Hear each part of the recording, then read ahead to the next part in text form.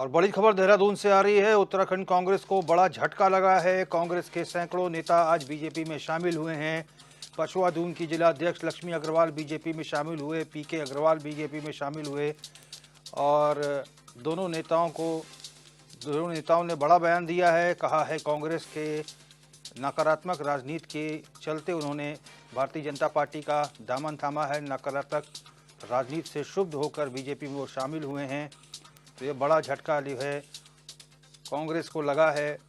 और बीजेपी ने राम मंदिर को लेकर जिस तरह से अगुवाई की और पीएम मोदी के नेतृत्व में भव्य राम मंदिर की प्राण प्रतिष्ठा हुई, इससे कांग्रेसियों का हृदय परिवर्तित हुआ है। और इसीलिए कांग्रेस ने इसको लेकर जिस तरह से राजनीति की, उससे शुद्ध होकर दोनों बड़े नेताओं ने हजारों अपने समर्थकों के साथ बीजेपी का दामन थाम लिया है।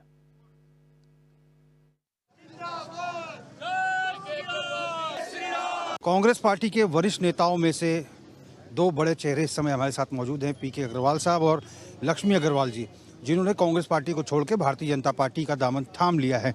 इनसे बात करते हैं। सर, सबसे पहले जानना चाहेंगे कि किन मुद्दों को लेकर बीजेपी ज्वाइन किया आपने?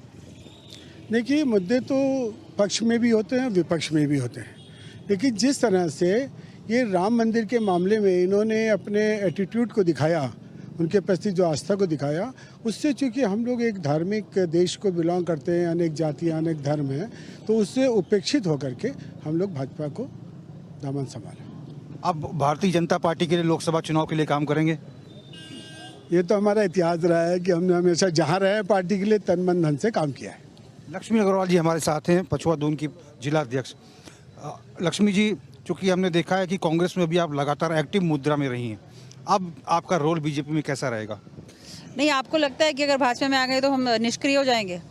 जब पूरा देश एक छत्र के नीचे, प्रभु श्री राम के नीचे एकत्र हो रहा है, तो हम उससे अपने आप को अछूता नहीं करेंगे और निश्चित रूप से सक्रिय रूप से काम करेंगे।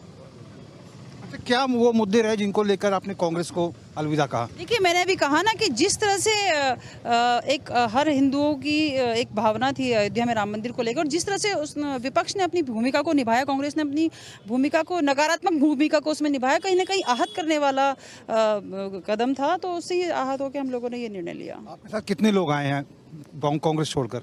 ये जो सारे आपको 500-700 लोग दिख रही है, सब कांग्रेस छोड़ के आ रहे हैं। और निश्चित रूप से अभी आगे देखिए होता है क्या।